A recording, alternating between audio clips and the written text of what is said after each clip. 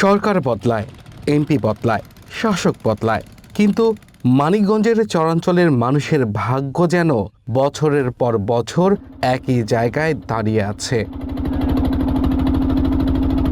জেলায় আছে পদ্মা, যমুনা, কালীগঙ্গা, ইছামতি ও ধলেশ্বরী নদী।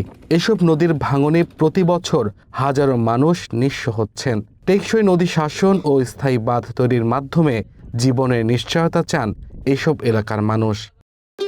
ভবিষ্যৎ হোক নিরাপদ, বিনিয়োগ হোক বিশ্বস্ত, আর আমার পছন্দ সল্ট বে। ওয়েলকাম টু সল্ট বে। প্রত্যেক বছর আমরা ভাঙ্গা হইয়া যাই।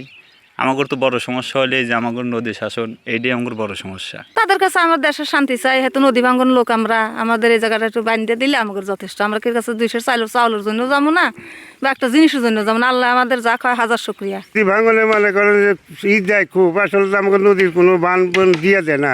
আমাকে তো আমরা চর এলাকার মানুষ, আমাকে বাড়ি ঘর ভাঙাতে আমরা খুব হ্যারাসমান। কৃষিকাজ যে করে খামু তারও অতিরিক্ত দাম, সারের অতিরিক্ত দাম, ডিজেলের অতিরিক্ত দাম, কি করে খামু আমরা। দৃষ্টিসীমার বাইরে বলে চরাঞ্চলের উপেক্ষা ও বঞ্চনার মাত্রাও বেশি। পুষ্টি, স্বাস্থ্যসেবা, শিক্ষা ও নিরাপত্তা সহ মৌলিক অধিকারগুলো এখনো নিশ্চিত হয়নি এখানে। প্রতিশ্রুতি তো দেয়, কিন্তু পরে সেগুলো পাওয়া যায় না। তো এগুলো সে ভোটের আগে মেলা কিছুই বলে, পরবর্তীতে কিছুই হয় না এগুলা।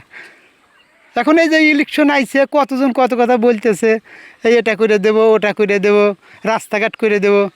আসলে তো সেগুলো দেখি না, আমরা পাই না তো সেগুলো। আমাদের চরবাসীর সমস্যা হলো শিক্ষার কোনো ব্যবস্থা নাই।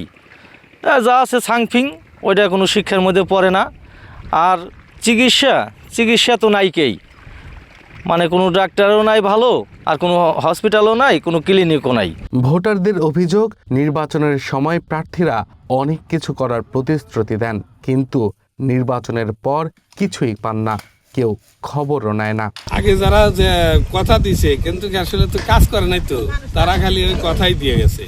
এই যে আমলিকের সময় যে আসিল দুর্দায় সার, তো কিছু করে নাই। তো অনেক নির্বাচন আসে, নির্বাচন আসার পরে দেখা গেল এক একজন এক এক আশা ভরসা দেয়, আমরা নদী ফিরাই দেবো, বস্তা ফালাই দেবো, হ্যান করুম ত্যান করুম।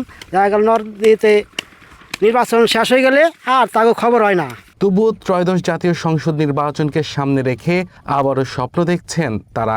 প্রত্যাশা, এবার এমন জনপ্রতিনিধি পাবেন যিনি শুধু নির্বাচনের সময় নয়, সারা বছরই মানুষের পাশে থাকবেন। সার মার এটা সেটা সব অনেক দূর থেকে আনা লাগে, জিট কেতা মনে টাকা পয়সাও বেশি লাগে। এই ইলেকশন আসে, মানুষে কয় ওটা দেবো, এটা দেবো, ওটা দেবো, কিন্তু ইলেকশন বাড়া গেলে কিচ্ছু দেয় না।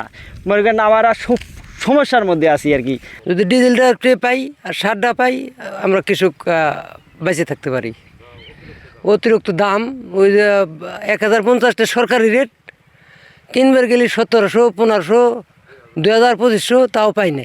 মানিকগঞ্জ জেলায় 3টি সংসদীয় আসনের মধ্যে 2টি আসনের মোট 103টি ভোট কেন্দ্র দুর্গম চরাঞ্চলে। Abdullah Mamun, one national desk.